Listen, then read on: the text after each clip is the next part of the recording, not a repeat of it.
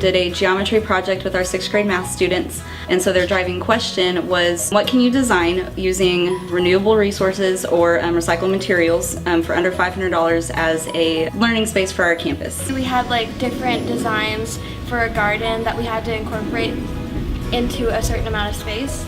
It had to be like sustainable over many years. It was another way of incorporating like math and things we learned in school into real life situations.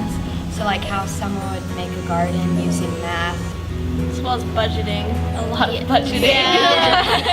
That was a problem. Some of the projects have gone cross-curricular, so they're studying aspects of science in the science classes. Annuals grew like once, and perennials grew during a certain season every single year and would regrow. And we wanted more of those, so we didn't have to keep rebuying flowers because that can get really expensive. We also wanted something that we could get less of and it would cover more space. And then aspects of culture and human interaction in the social studies classes, and then the statistics and the numbers and the financial literacy in the math classes, and then the persuasive writing and story elements and things like that throughout the language arts classes. And I have a couple stories. These are bird feeders that we made from the recycled water bottles. We filled the water bottles with bird seed that we all ate.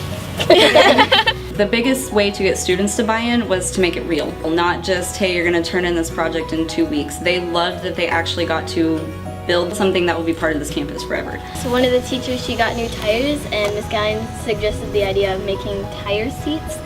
So we have rope and different holes made in this kind of checkerboard-ish pattern. Last April, I believe it was the time whenever there was like the 2nd greatest flooding this year, other than Harvey, and like there was just a lot of water, so we knew we had to add in a lot of drainage holes or else they would fill up And mosquitoes would like lay eggs.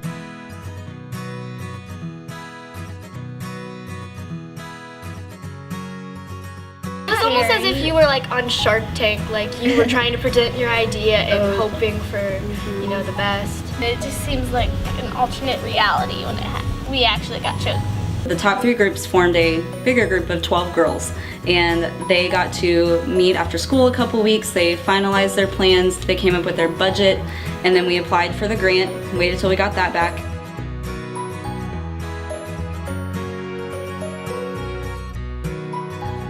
Seeing them grow and how mature they were, talking to others, I think was one of the coolest things to see. The Critical Friends Protocol, using I like and I wonder, helped them rephrase their language to where it wasn't, I don't like your idea. It was, I wonder if you could do this better. We weren't like scratching the ideas, but we were like rearranging and stuff. But once we got the final product, I liked it a lot more. One of the girls who isn't here today, she wanted a lot of these flowers, but they were very deadly, prone to allergic reactions and deadly, and we had to tell her we can't have that, that's unsafe for the students. Very group projects, I definitely feel like I take other people's ideas into consideration more, but I also tell them mine too, so we can combine their ideas and make a better project. You gotta be brave and kind of still send your ideas forward even if half of them get rejected. Some of the adversities that I had to overcome as a teacher was letting go a little bit, because I think sometimes we as teachers want just a set list of what the kids need to do and check, check, check. But with the project-based learning experience, it's not always like that. So giving the kids some of the free reign to be creative and think outside the box and come up with their own ideas was somewhat challenging for me. Yeah, he's our guard turtle. Yeah, we all spray painted these. This part of the project was actually really fun. And on the Saturday build day, we kind of opened it up to some of the other students, and we had 20, maybe 30 people up here, lots of parents helping, administrators up here as well.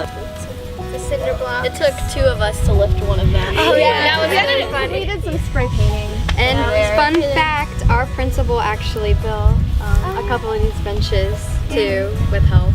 With help from parents. Yeah. I was surprised about how many people wanted to be involved in creating the garden. People who didn't even start the project and made it, they still came and supported us. Part of the project was to come up with a sustainability plan, because they couldn't just build their garden and then leave it. So now we have a garden club on campus that we meet every so often in the afternoons, but they actually come in the mornings. They come early and they go take care of the garden. It really taught us a lot about unity, how like this one garden could just like unify our whole community, and I thought that was so cool. The People's Green Spring Garden of Recycled Arts.